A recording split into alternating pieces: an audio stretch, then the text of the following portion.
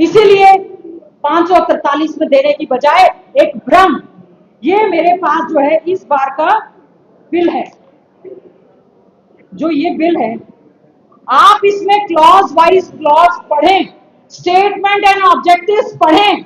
इसमें एक शब्द भी कहीं नहीं लिखा गया है कि 50% आरक्षण बढ़ाकर हम महिलाओं को आरक्षण देना चाहते हैं। ये लोग सोचते हैं शायद विपक्ष के लोग मूर्ख हैं, पढ़ लिख कर नहीं आते, इनको मालूम नहीं है। देश के पार्लियामेंट में इस समय बहुत से ऐसे व्यक्ति हमारे सांसद हैं जो कानून मंत्री रहे हैं, एक से एक उम्दा हमारे सांसद वहां पर हैं। जब उन्होंने ये मांग करी कि ये जो कानून आप लेकर आए हैं, ये तो महिला आरक्षण की आड़ में डिलिमिटेशन कानून है, आप तो परिसीमन करके आप तो देश के नक्शे को अपने हिसाब से परिसीमन में डिलिमिटेशन में बांटना चाहते हैं, और उसमें इनकी मंशा स्पष्ट है। जहां जहां पर विपक्ष के नेता हैं, जहां जहां पर विपक्ष के लोग भारी पड़ते हैं, जहां जहां कांग्रेस भारतीय जनता पार्टी से भारी पड़ती है, ये उनकी कॉन्स्टिट्यूएंसीज को खत्म करना या साजिश के तहत खराब करने का इनका प्रयास था। देश के होम मिनिस्टर ने 1 मिनट में कह दिया, 1 घंटा रुकिए, हम 50% इसमें लिखवा कर ले आते हैं। तो क्या कारण है कि क्या हम उनकी मंशा पर शक ना करें कि जिन्होंने 3 साल तक इस बिल को नोटिफाई नहीं किया और उसके बाद नोटिफिकेशन 16 अप्रैल 2026 को कानून का रूप देने का आपने काम किया है। तो आज ये हमारी ऑल इंडिया कांग्रेस कमेटी की ओर से पूरे देश भर में प्रेस कॉन्फ्रेंस की जा रही है, ये बताने के लिए, ये समझाने के लिए कि ये जो 3 दिन का सत्र था, ये केवल और केवल महिलाओं को सशक्त करने की बजाय, महिलाओं को उनका आरक्षण देने की बजाय डिलिमिटेशन करके उसको खराब करने की एक इनकी सोची समझी हुई साजिश थी। और बार बार विपक्ष की ओर से ये मांग उठती रही है कि विमेन रिजर्वेशन में quota within the women reservation it should be there. Schedule caste women's को रिजर्वेशन देने का वायदा जो कि डॉक्टर भीमराव अंबेडकर जी जब हमारा संविधान लिखा, हमारी महिलाओं को आरक्षण देने की बात हुई, संविधान में दिया गया।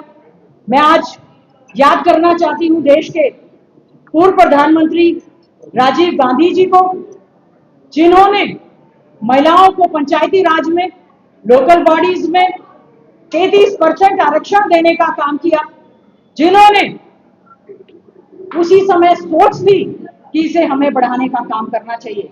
73 अमेंडमेंट एंड 74th अमेंडमेंट लेकर आए, जिसमें महिलाओं को पंचायती राज में, जिला परिषद में, ब्लॉक समिति में और पंचायतों में महिलाओं को सम्मान देकर उनको आरक्षण देने का काम किया।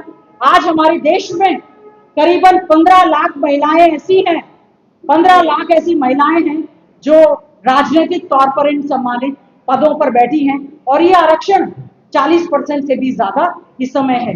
बहुत सारे राज्यों में 50% से भी ज्यादा है। तो हम यही चाहते हैं कि quota within quota, schedule caste and schedule tribe, और जब आप सेंसस कर लेते हैं तो उसमें हमारी ओबीसी का भी रिजर्वेशन जो बार बार मांग जो है महिलाओं के लिए की जा रही है, उसके लिए हम इस चीज की मांग करते हैं।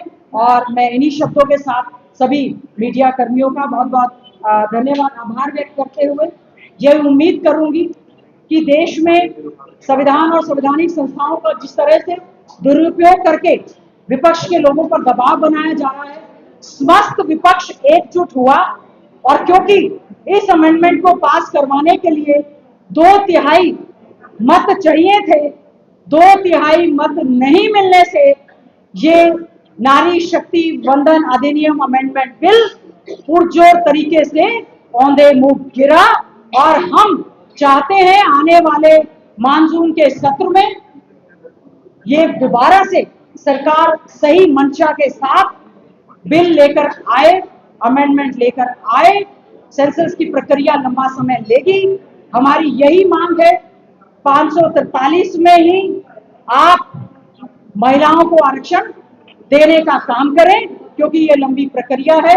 और आप अगर चाहते हैं महिलाओं को सशक्त करना है तो महिला आरक्षण बिल जो कि इस समय देश भर में नोटिफाई होकर लागू हो चुका है, उसी को ही आगे आप बढ़ाने का काम करें। आप सबका बहुत बहुत धन्यवाद।